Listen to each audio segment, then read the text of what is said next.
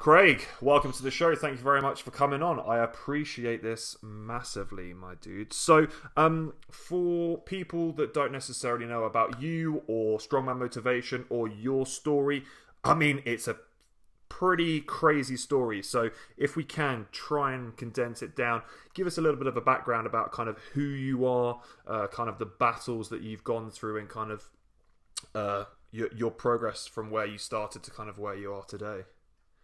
Okay, hey man, hey everyone watching. Yeah, as you know, my name's Craig. I started Strongman Motivation maybe between 2 and 3 years ago, just before my health and my life went to shit, pretty much. I think it was 2016. I was diagnosed with thyroid cancer. I had two types, papillary and follicular cancer in my thyroid. So I had to remove that out. And from there, I went through the lovely battle with a bit of depression. Went in, and then from there, I had a blood clot from the cancer stuff. And then after the first blood clot, and yeah, I went into remission, thankfully. Went into remission from cancer, which was lovely and always good to hear. And then from there, I bloody got diagnosed with a condition I've got a thing called fistulas all around my brain. And fistulas it's an abnormal connection between artery to vein.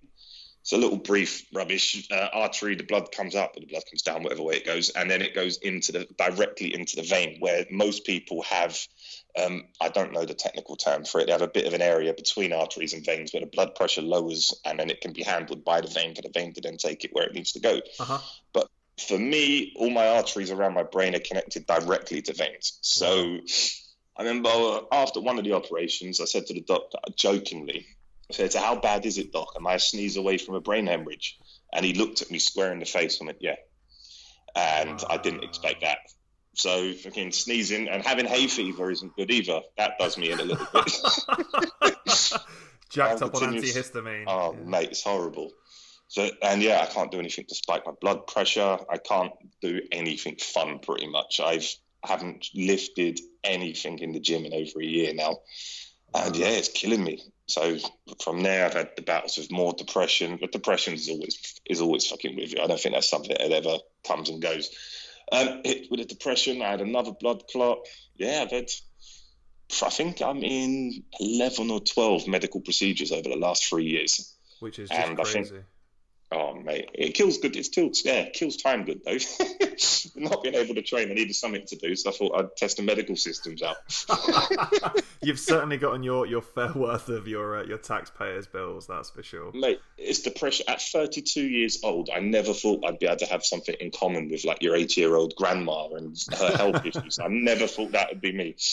But it's the cards I've been dealt, so you've got to move forward with it, innit? Yeah, 100%. So, kind of when you look back, obviously you said that you kind of started Strongman Motivation several years ago. Was this kind of a project for you while you were going through treatment? Did you set this up prior to kind of being diagnosed with that sort of stuff? Where did it kind of originate from, and your kind of like love of strongman and strongman training and kind of the greats? I think this come from, as you know, most people in the UK know strongman from Christmas time. You sit with your dad, you have a drink, you watch strongman growing up. Yeah. And I've done that my entire life. And through training, I met a good friend of mine, a guy called Sean Bundy. And me and him, we always talk about training. We've always had discussions about training. And he sparked the idea by literally just talking about an Instagram idea he had. And then blooming months went down the line. But the idea was always in my head. So then I started looking into it. Then obviously on Instagram, you had powerlifting motivation. You had deadlift till I'm dead. You had nothing designated to just strongman. The world's strongest man back then, they had a page, but they never put anything up. So I thought with the stuff these guys put themselves through, there's some great content out there. And it'd be nice to have one platform to people to look at to see strongman and see what it is. That's why if you go through my page, I try to put up a lot of stuff, not just the present day stuff, but I'll go back in history and put up videos of the greats. It's amazing. You know, some of the clips that you get, it's just absolutely phenomenal. It's kind of like, what archive has he delved into to find some of this stuff? It's absolutely phenomenal, man. It's so cool. I spend a lot of time on YouTube when I'm not going to say meant to be working, because I'm at work and people from work may hear this. I spend a lot of time on YouTube. I'm good at ripping videos from websites and places that I see them that I'm probably not meant to, but It needs to be shared. People ain't making the most of Instagram. Instagram is a free platform that you can advertise to millions of people. It's quite phenomenal, and you've done such a tremendous job. So we're over 100,000 now. What? 107. 107,000. That is amazing, man. That's crazy. That's such a big achievement in and of itself. You know, it's really, really cool for you. Kind of just jumping off on this topic because I'm so interested. When you're looking back at clips, what are a few big things that you just love going back and rewatching? Are there any particular moments for you? Like, what's your favorite kind of moment in strongman history that you go, oh man, that was amazing? History, it's got to be Poundstone loading the what's the name of the stone? Loading the stone at Fortismus. Yes, that was phenomenal. And there's one, I think it was 2009 or 2010, where Travis Ortmeyer goes up against Mikhail Kuklaev in the deadlift, and they're next to each other. And Travis has a full-on broken ankle at this point, and you can see the pain in his face. But Travis is a soldier. Travis doesn't give up.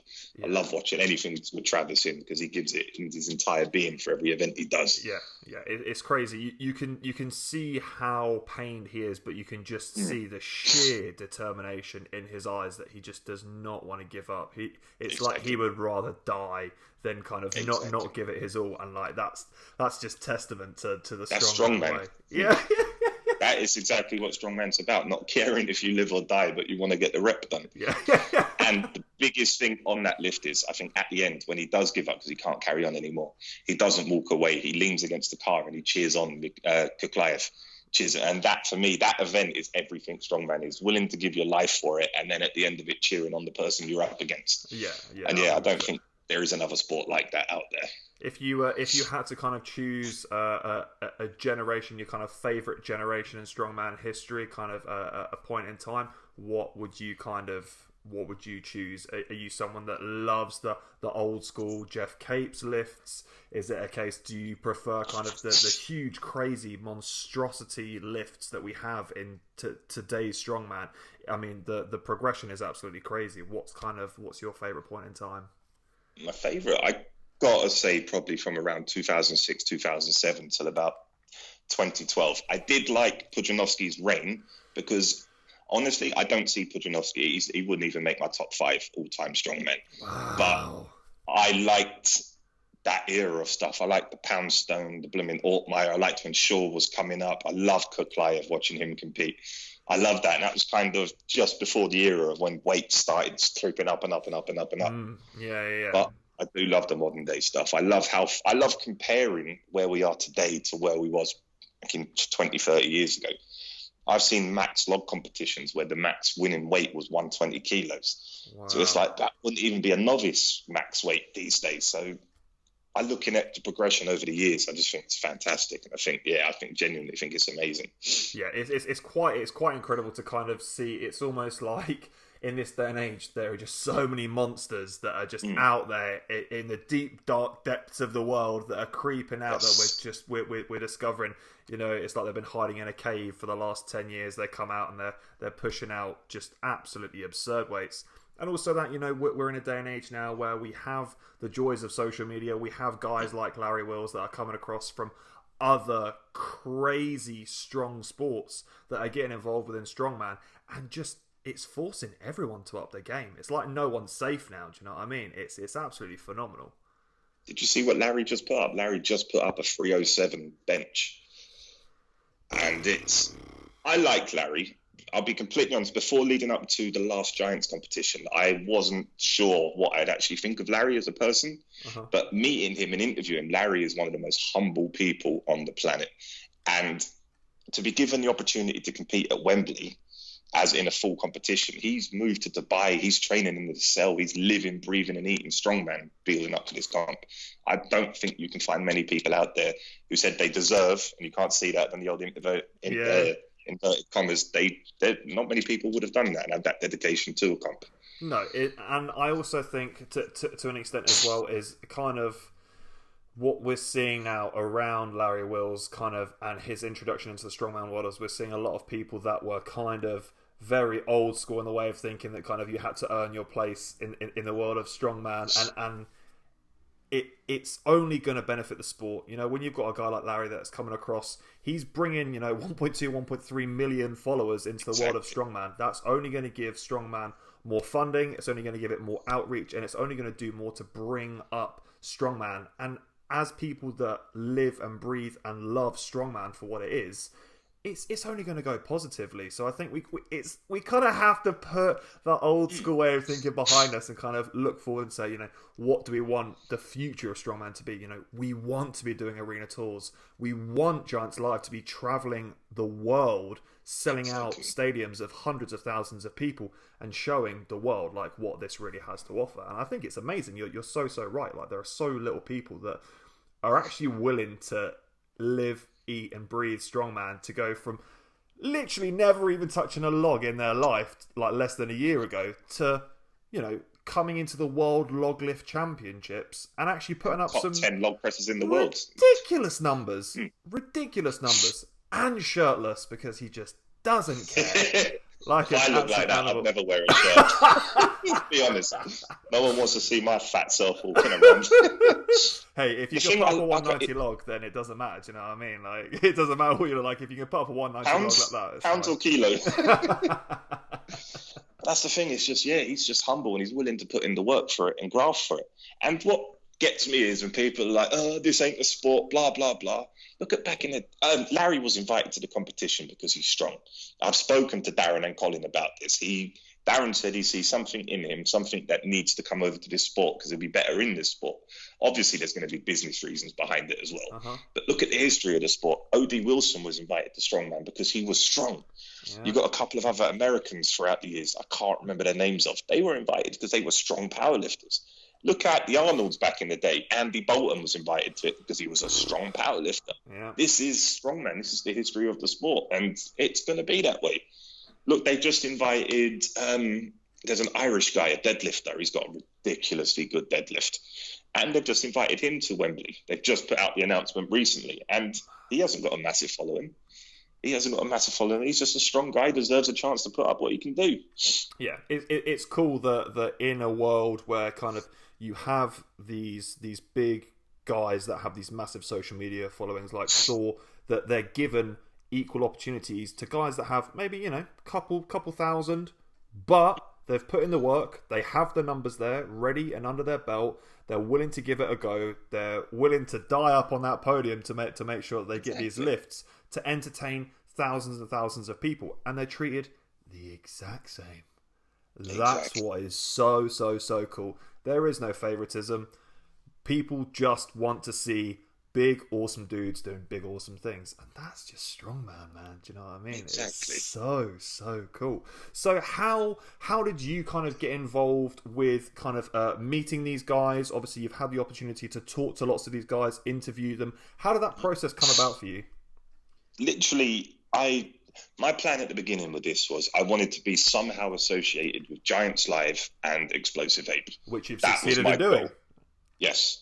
So I'm lucky enough I live in Norfolk, so I'm near Wembley, where there's a gym called Genesis Gym, and it's 2 minutes away from Colin Brad's house. So through that, I've managed to have the introductions that I needed to then progress further.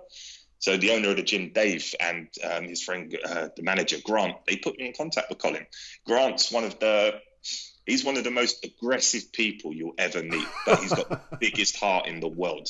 I'd be sitting behind the counter and he'll voice note Colin, and his voice note him going, "Oh, you fucking prick, you need to work with my fucking mate."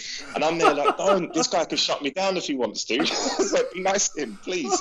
But then it just kept pushing him, and the introduction got made. I had a chat with Colin. Now I've been around Colin's house. I've helped him go through. Colin has the biggest database of strongman content you'll ever think of in your life. He's got tapes that, if you looked on it, it's from one of the random cameras at one of the old strongmen. So no one knows what's on these tapes. So with him, we started looking through that and getting the content out from there. And Colin now, I'm proud to say he's a good friend and a really, really nice guy. But from that, he's allowed me to come to competitions, and on the premise that I'll help him promote it, and he gives me free access. Beforehand, now they set me up with a camera, and I do all the interviews they use for social media. Uh-huh. So then they do it through that, because they've said they liked it because when the interview happens, it's a fan talking to these guys. It's not someone talking there with, right, I need to cover this, I need to cover this, I need to cover this. Most of the time I sit there, I don't even have a pen and paper with questions on it. It's just questions that are in my head. The biggest moment, though, was how I got to interview Zydrunas. And as you know, we love this sport. Zydrunas, he's a god. He's the strongest man who's ever walked the bloody planet. Yeah. So going up to him going, Z, can I borrow you for an interview? And he's like, yes, okay. And just walking through a crowd of people, leading Z to a room to interview him was just phenomenal. And Colin said that interview was the most interactive they've ever had Z in an interview. Wow. Z told me, I think he's competed over 300 times and he's come out of top 3, like under 10 times. Yeah. What? Yeah, I said to him, I said, how big's your trophy cabinet? He goes, not cabinet, more warehouse. If he ever comes short of money, he can just smell all of his trophies down and sell them off in blocks. Yeah, it's absolutely crazy, mad. Just in case anyone isn't aware, when we refer to Colin, we're talking about Colin Bryce. He is a huge man within strongman. Probably the most knowledgeable man on the face of the planet around strongman. He can pick out lifts from 25 years ago, tell you the exact date, time it happened, the lifter, and how much they lifted. He is absolutely phenomenal. He's a wonderful voice. He is so inspirational when it comes to strongman. So if you guys don't know about him, please get educated. He is an amazing man. And again, just like every other person in strongman, it seems to be, just has the biggest heart. It's crazy.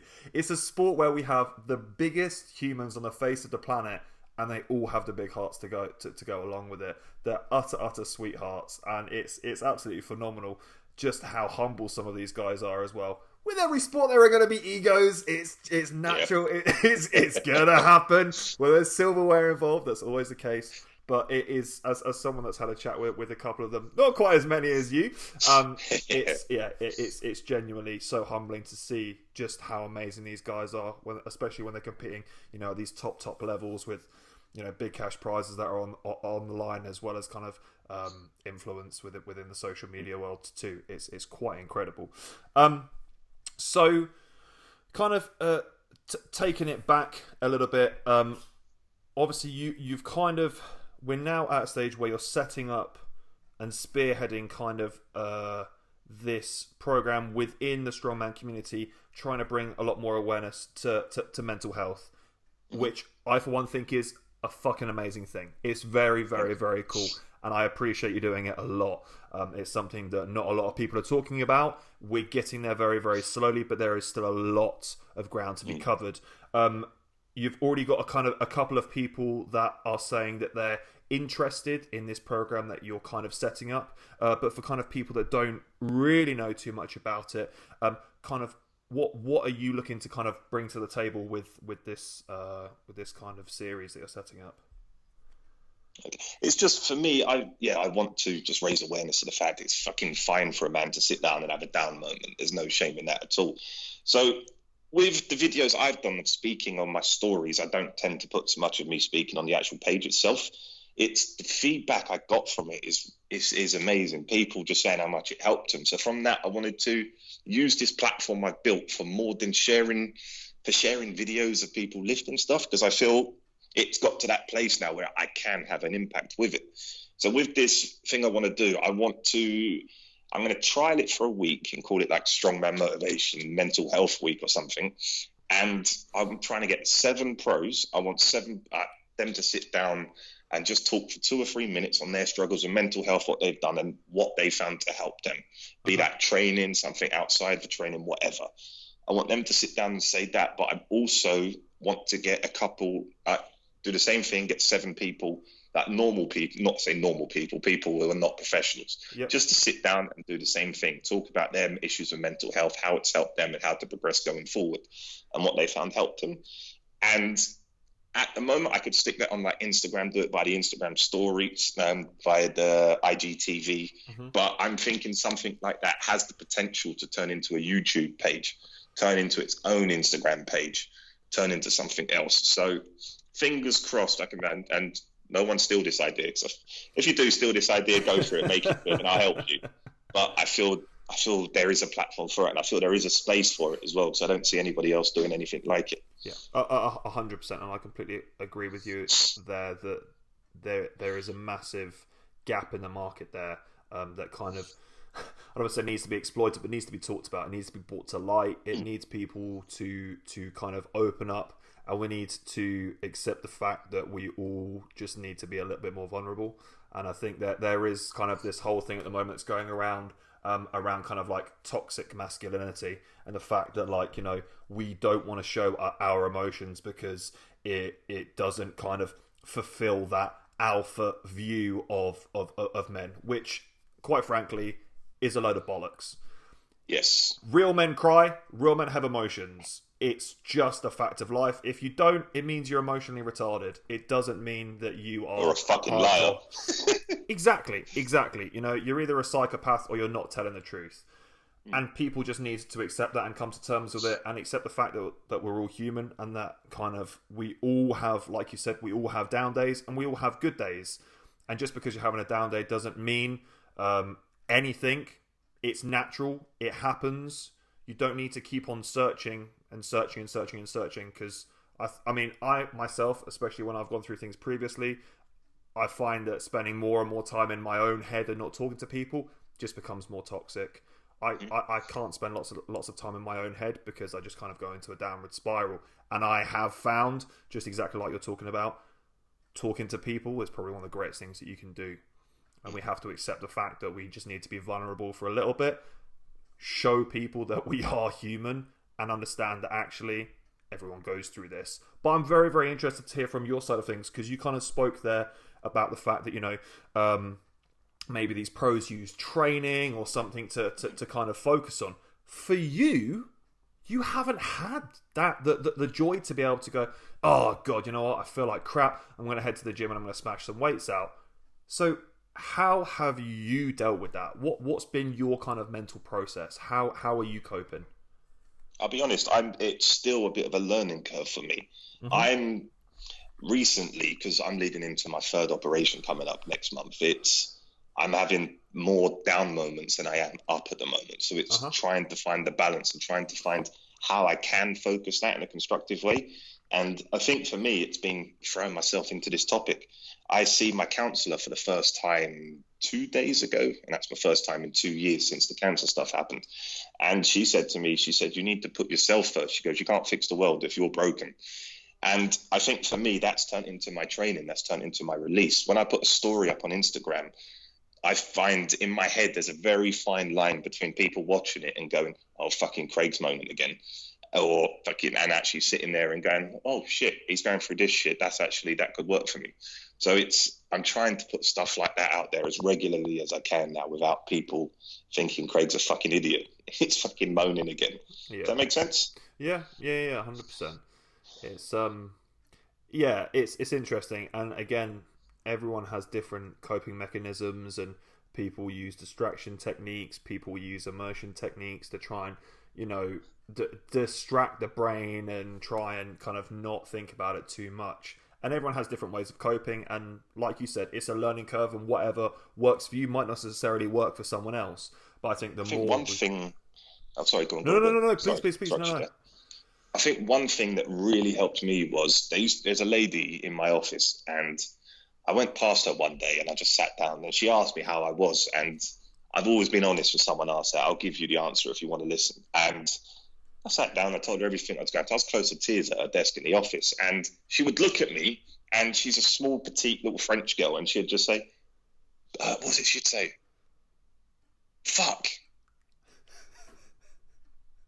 That's the thing with this bullshit in my head. I forget fucking shit. I can't remember what she would say. But she'd say something, and it would just make me think, fucking, it's not that easy. Because it was so simple in the words she'd say, and she always said it with a big smile on her face. Right. And I used to walk away from her thinking, it's not that fucking easy. Yeah. But then she got me reading these books on, I don't know if you ever looked into mindfulness. Yeah. I've read a lot. Mindfulness is the most amazing thing. It's just, fucking, instead of thinking, oh, fucking hell, I've had cancer, I'm going through this, blah, blah, blah, my life's so shit, it's, at the moment, I think my life is shit. It's not something that's going to be shit forever. Right now, it's shit. That moment isn't going to last for the rest of my life if I don't let it. Thoughts, you have like an average around 60 to 70,000 thoughts a day, they reckon. Why should you let something that's so easy to come across ruin your life? And why should you let that affect your day and how you treat other people? Yeah. Does that make sense? Yeah, it's just 100%. Be grateful. One thing I've learned from all this shit and how close I've been to death a few times from what they've said is fucking life is good. Life is really, really good. And if you can see that, you can enjoy it. I used to have a guy who used to work with me. He'd fucking come in and he'd be moping around as he's coming towards you, looking like someone's just killed his favourite person as he's coming to the desk. And this is my issue now, is I can't deal with people very well who want sympathy for small things. Mm-hmm. And he'd come over and I was like, what's wrong? And he was looking at me and he was like, oh, I got a cold. I'm really feeling this. I'm really feeling this. And I just went, okay, go home then. I went, fuck off home then if you're going to mope around all day. I said, work from home. It's just people, there's no need to be a dick. There's no need to fucking walk around like you're dying. If I sat down with some of the people here, they'd be shocked to hear what I've gone through and what I'm going through. Because I'm always consciously, I don't want to let the shit I've gone through affect other people because it's not fair and they don't deserve that. Does that make sense? Yeah, 100%. Yeah, it's. I think it really opens your eyes when you have gone through kind of a big struggle or a big trauma. When you then come across, like relatively insignificant things like having a cold, and you don't have that same kind of level of patience with people. Because it's like, oh man, like you don't quite understand, and fair enough. Not everyone needs to understand, and I respect that. But I also think that people need to be a little bit more aware of other people around them, and kind of maybe take the time out of your day to kind of see what other people are going through, see how other things are affecting people, and understand that actually, you know what, maybe your life isn't that bad after all. And I think that's the thing with mindfulness, is it's an incredible tool. It's something that I've been looking into more and more, and it's something that I've done for a little while, but it's just being grateful for the small things as well. Understanding that actually, you know what, you won the lottery by even being born. The odds of being born a human being in this time and generation, which, if anyone doesn't realise, is quite literally the greatest time to be alive in human history. We have the greatest technological advances we've ever had. We have the greatest health service we've ever had. People aren't 500 kilo deadlifts. Exactly. I mean, come on. What more do you want? It's true. It's understanding. Just appreciate you're still alive. Appreciate you're alive, and that's fucking one of the best gifts anyone can have. Exactly, and people need to kind of respect the fact that they're here and they have this massive abundance. If you're in a first world country, congratulations. You know what I mean? You've hit the jackpot. You're pretty much in the top 10% of the world. If you've got a roof over your head, congratulations. You've got fresh running water. Oh my God, what an absolute godsend. There are incredible opportunities in every single day to see amazing things and understand that you have won the jackpot. And on the flip side, yes, there are also equally the same amount of things that you could focus on that makes you feel like shit. But it's a choice. It's where you focus your thoughts. Exactly. Yep. Exactly. I remembered what that lady said. She used to look at me and just go, it's just your thoughts.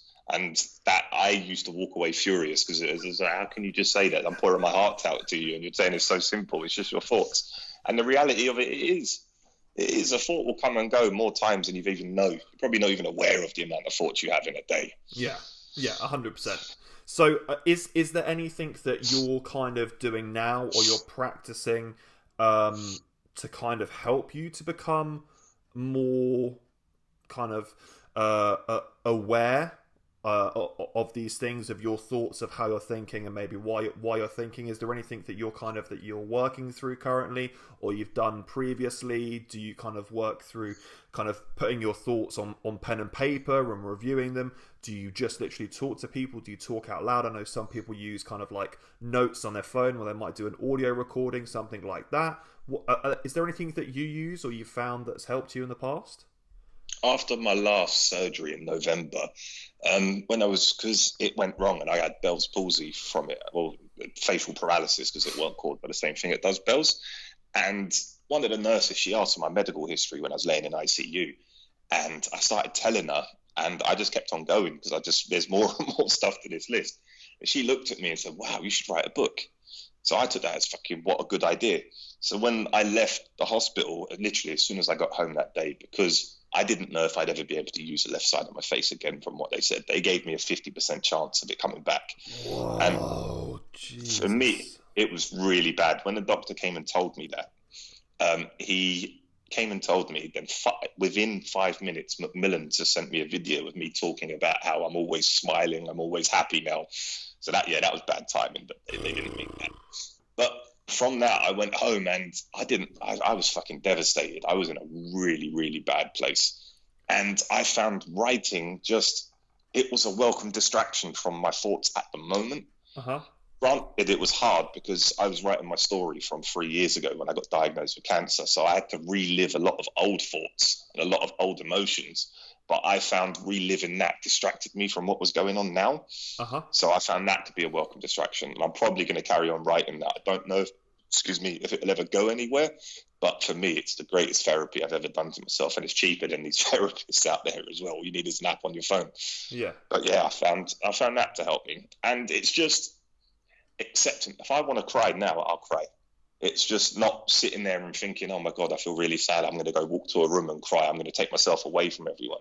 If I'm at home and I want to cry, granted at home I'm a bit worse because my mum, bless her, and my dad, they've gone through a lot of shit in their life. My dad had leukemia when I was 12. Yeah, I remember. My mum, she's done what no one's ever needed to do. No one deserves to see two of their closest loved ones get diagnosed with cancer and sit there through that.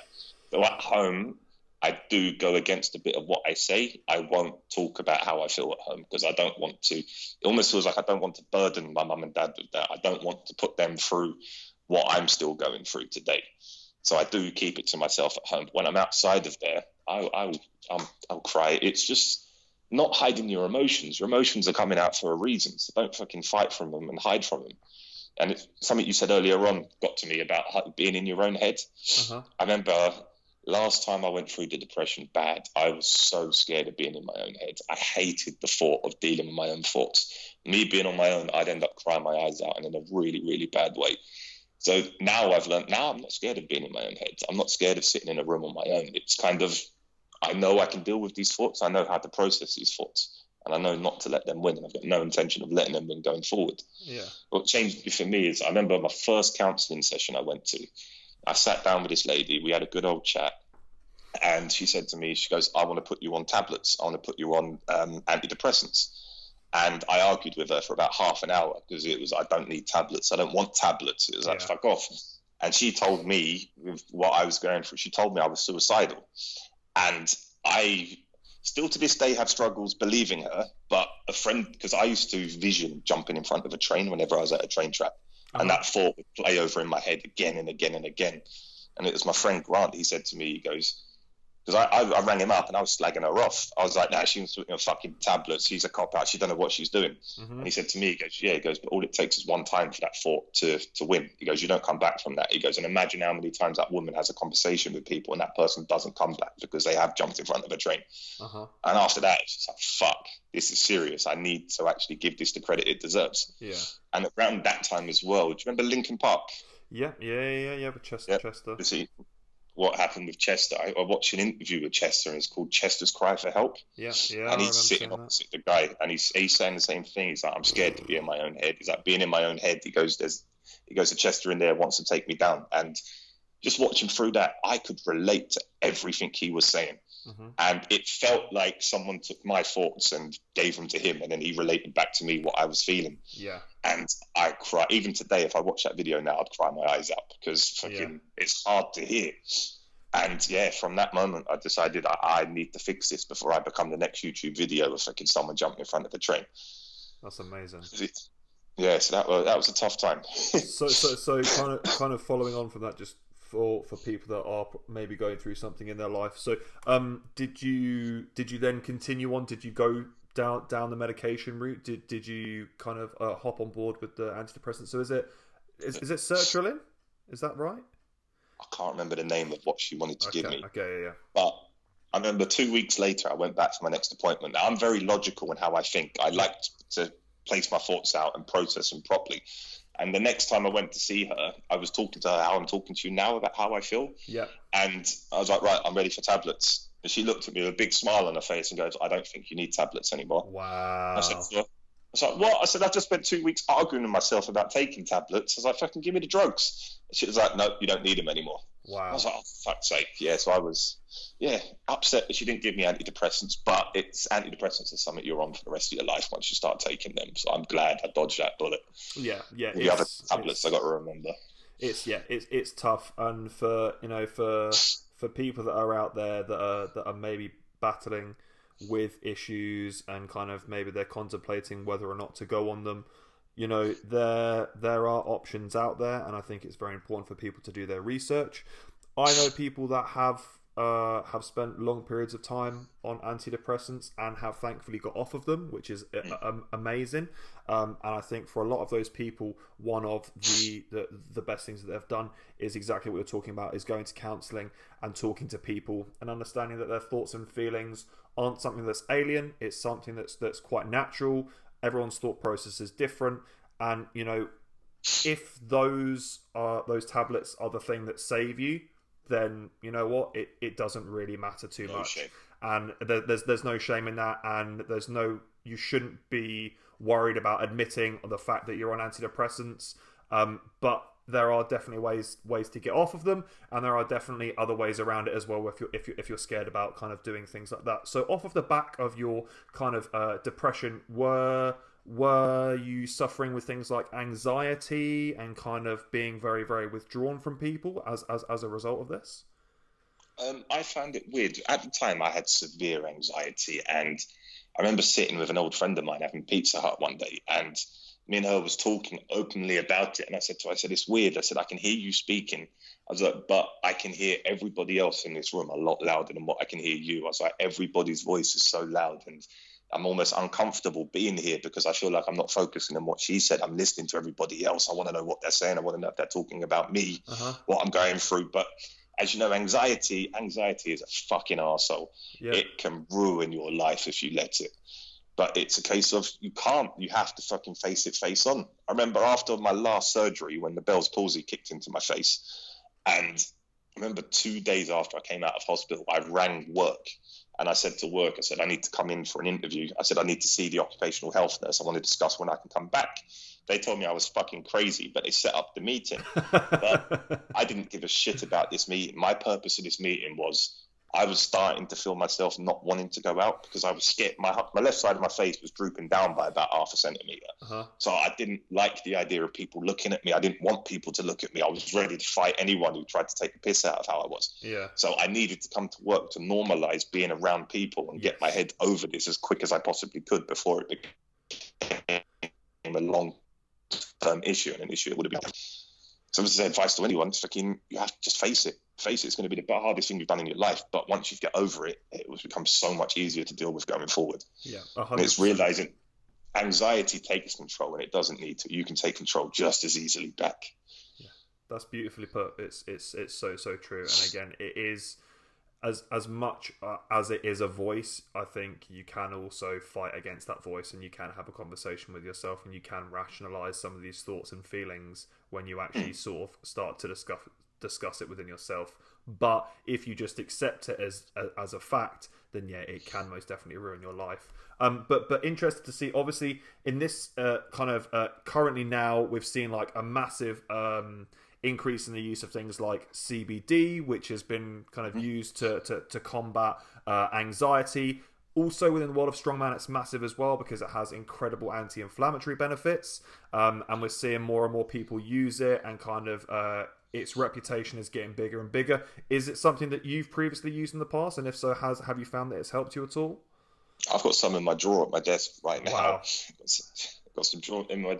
I find CBD just calms the loudness in my head. It just brings everything just a little bit lower of a tone, so it's not overwhelming to your own thoughts. Yeah. So I can actually deal with it. Look, CBD is amazing, and for training, the anti-inflammatory, you take CBD, your joints don't kill anymore. And I thought CBD was a big fucking myth. I thought it was just idiots making it sound big so they can make a bit of money.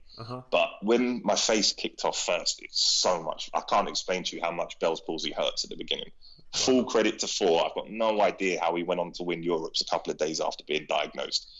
I was in fucking agony with my face. I was popping maybe 800-900 milligrams of ibuprofen every couple of hours just to try and combat it. But I read up about CBD through groups that I'm in on Facebook and went and got some oil from the local Holland and Barrett, a couple of drops under the tongue. Within 10 minutes, the pain was down to a level I could deal with it. And I didn't take ibuprofen again after it. And after that, I was sold.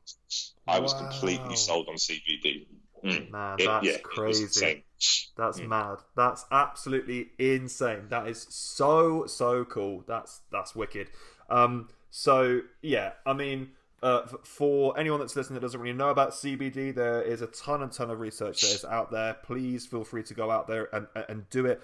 Educate yourself. Much like with anything that's on the markets, there are good and there are bad quality products, so make sure that you choose something that is reputable, that has a good reputation, that has decent reviews, because just like anything, like I said, there are good and there are bad. But it is becoming more and more popular in this day and age, which is absolutely awesome because I think it can help a lot of people. So if you're struggling with things like anxiety, depression, and you kind of, just like you said beautifully there, Craig, if you just kind of want to quieten the noise within your own brain, I think it's amazing. And for anyone that can't see Craig's beautiful face, he is smiling from ear to ear. Is working. His face is working. He's fully back to normal. So what? It's a crazy interesting topic. What was that progression like? Obviously, you had all of the crap before. The Bell's palsy is just kind of like the biggest kick in between the legs, because for a lot of people, they can't necessarily see that maybe you're going through something like cancer because it's very internalized, unless of course you're having a treatment like chemotherapy, in which case things become very obvious. But Bell's palsy is, it's something that you cannot miss. It's very, very noticeable. For anyone that doesn't really know about it, kind of the facial drooping is it's relatively similar to that someone would have during a stroke. I think is kind of the whole left side of the face kind of drops slightly. So what was your progression kind of coming back from that like?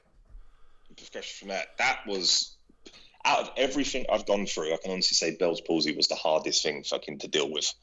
Because I didn't know if my face was going to come back. And throughout everything I've gone through, I've always said to people when they've spoken about it, I said, I'm still able to smile, I'm winning. That's always been my line. So all of a sudden I had this prospect of that was gone. I didn't know if I was going to be able to smile again. And my sister, she got pregnant with, she's now had a beautiful niece, Sienna. And as soon as my sister told me she was pregnant, my instant reaction was, I need to smile for the first time I meet my niece. And that was my main goal. And thankfully I did. It came back. But for about 3 months, I had nothing. For about 3 months, it was my face wouldn't move. There's fucking nothing happened. Then I remember of an evening, I used to just stick my head out the window just to cool down a little bit, a bit of cold air. And I've got so many selfies on my phone from when the bells kicked in.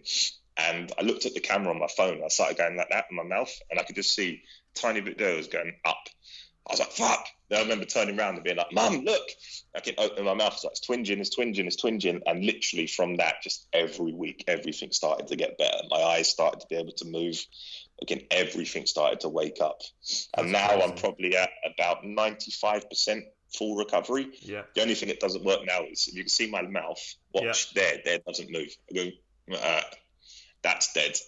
And my left nostril's completely dead, but I fucking live with that. And without that, if you kind of bumped into anyone on the street and they didn't know, you would quite literally have no idea whatsoever that you kind of ever did that. That's crazy. That is straight up a scene out of Kill Bill. That is madness. That's some wiggle your big toe right there. I tried that. I remember sitting in the mirror and just looking in the mirror and just trying to move, and it was the weirdest feeling ever, because it just feels like you've forgotten how to use that part of your face. It just doesn't work.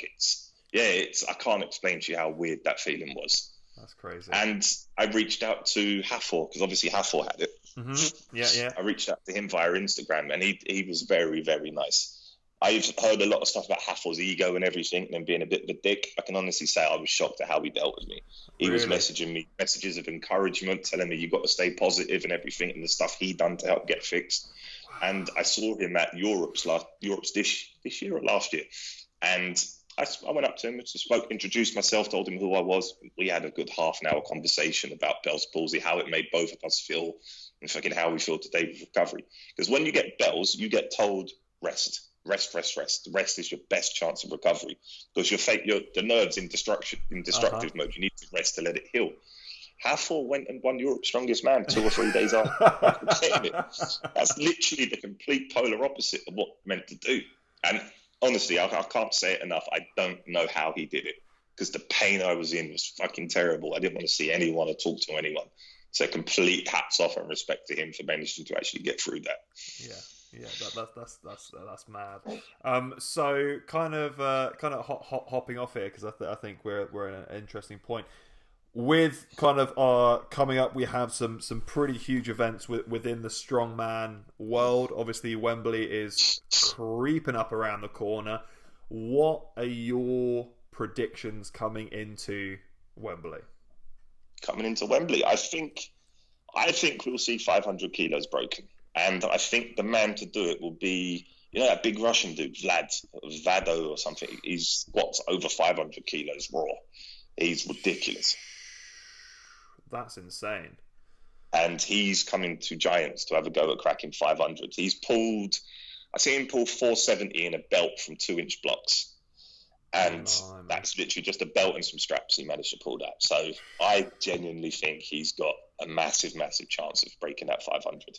I also think Konstantin Janashia, I've had chats with him and he's claiming that he can break the 500 as well. Really? The Georgian Bull is coming for a world record. That's very, very interesting.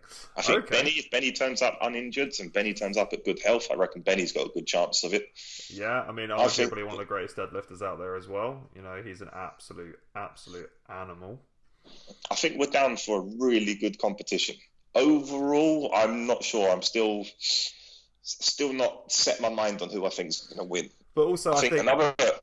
That's the beautiful thing with strongman. It's one of those sports where you can be almost dead certain that someone's going to come in and do something, break a record, and then out of nowhere you can have 3, 4, 5 guys that are in massive contention to also take that title, and it just is the most exhilarating thing when you've got you've got guys like Iron Bibby that are just creeping out of the woodwork from absolutely nowhere.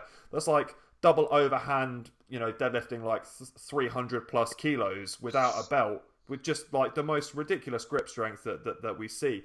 And it's like there are people like this that are everywhere. And like you said, it's so cool that Giants Live are kind of bringing these people in from all different strength sports that are going, there's 500 kilos there, here's a little bit of prize money, whoever does it wins. We don't care. We don't care who and it I is. think as well, we're going to see, I genuinely believe we're going to see the most people pull 1,000 pounds in one single competition than ever before it has happened. And another good thing I think I'm excited to see at this competition is Kaz versus Magnus on the Hercules hold. I think that's going to be phenomenal. I hope Kaz comes out in a little string vest and he's hyped up. Yeah. I want to see the old Kaz live come through, ready to kill. Oh, it's crazy.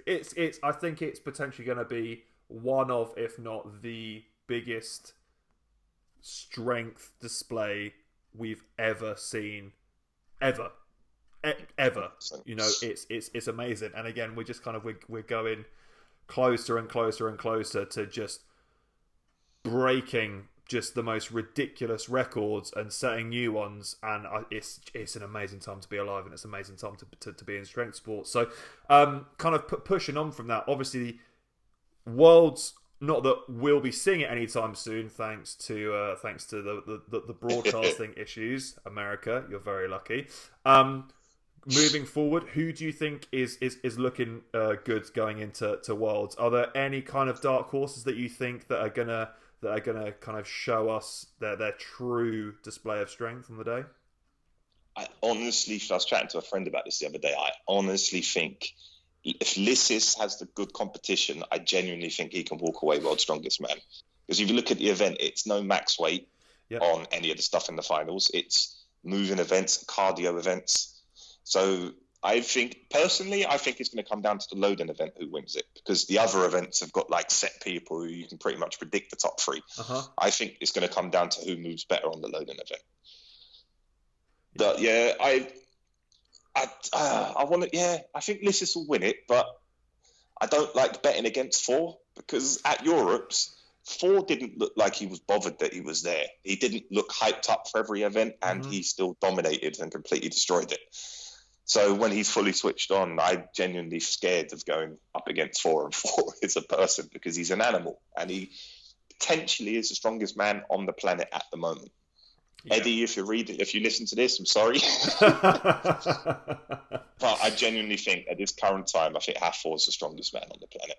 Yeah, it's kind of crazy, and Hathor's reign potentially could be incredibly long. You know, he's not old at all, and if he looks after his body well, which he seems to be doing, the same with a lot of the other strongman guys. We're now in an era where people are so much more clued up about recovery, injury prevention, that we're seeing these guys that can potentially, just like the great Mark Felix, that could quite easily be competing at an international level and giving it a good bloody run deep into their 40s and 50s, which is an exciting idea to think about some of those monstrosities that are coming up out of the woodworks. And when you've got guys like Mateusz Kielakowski, who's again a young gun who could easily be the world's strongest man within a couple of years if everything goes right.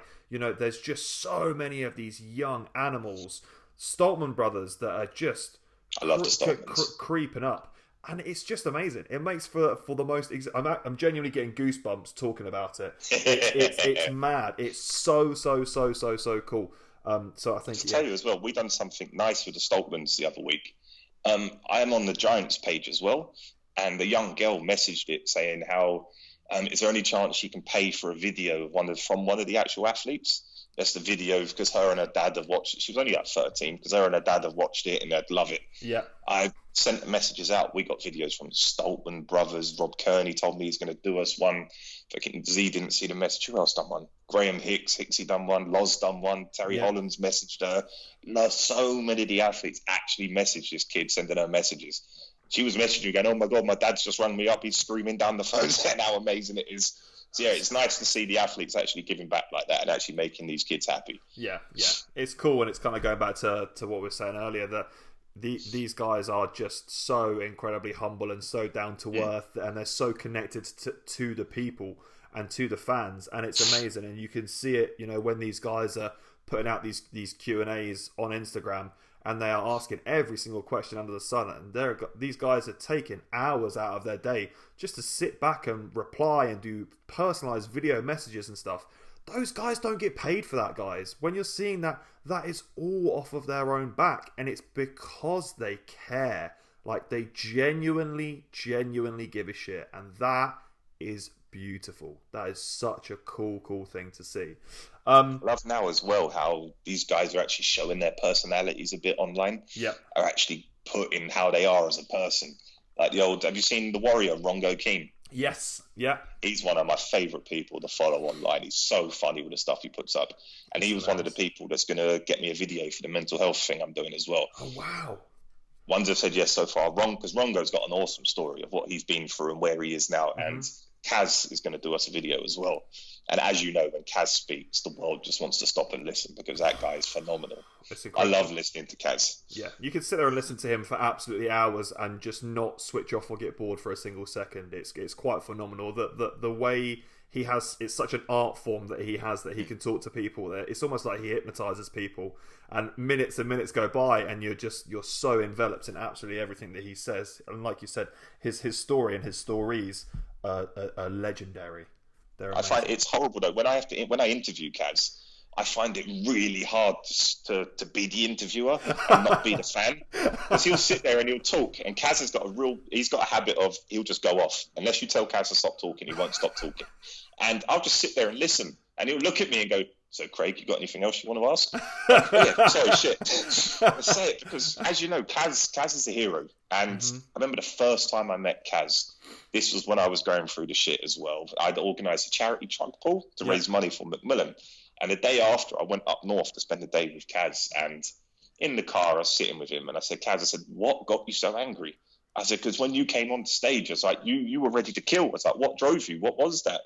And he blew my mind when he said this. He goes, that wasn't anger. He goes, that was love. He goes, that's just how I portrayed the love to go out. He goes, that's how I channeled it. He goes, you don't hold on to hate. Don't hold on to anger. He goes, you hold on to anger as an anchor. He goes, it will weigh you down eventually. Wow. And I remember he said that to me, and I looked at him and went, you do realise you've just blown my entire way of thinking. That's crazy. I was like, that's been my thought process my entire life. And he's like, yeah, you get angry, you go Kaz mode, you just destroy whatever your target is. But he was like, no, he goes, that was all love that he was putting on there and how he was putting it out. Wow, that's incredible. That's amazing. That's such a beautiful way of thinking. It's true as well. Entirely, 100%. And you can see that as well. And yeah, the more you think about it, the more it makes sense. And my mind is now just going into oblivion now, trying to think of all these times in my life where it's like, oh crap, that's so incredibly true. And it's amazing, you can have a way of thinking your entire life, and all it takes is for one person to say one sentence, and it just changes your entire philosophy of life. And it's like, especially if that person's your hero as well. Yeah. Yeah. And that's the other thing. If people say, you shouldn't meet your heroes because you're disappointed. No, not in Strongman. No, not at all. That's bad heroes. No, it's definitely not. If you choose a Strongman as your hero, you will be sorted for life. You don't have to worry about that. 100%. You can meet them 1,000 times and you'll still love them just as much as when you first met them. It's absolutely wicked. But listen, I want to wrap up quickly with a quick question. It's the same question that I ask everyone, and I find it absolutely fascinating to kind of see what people say. So obviously you have gone through a crazy journey, and I want to hear your thoughts. So if you were able to kind of go back in time and kind of talk to the younger version of yourself before you went through any of the hardships that you have been through, the incredible journey that you've come on from where you were to where you are now, and you could give yourself one piece of advice to help you through your hard times, whether that's a mantra to live by, a saying, an outlook, a view, an opinion, what would you say to your younger self? I'd slap myself around the face and tell me to stop being so fucking angry and stop almost feeling like I'm entitled to feel like this, because you're never entitled to feel like that. Because I did that. I held on to anger. I held on to hate my entire life, and I decided I tried to focus it in the gym.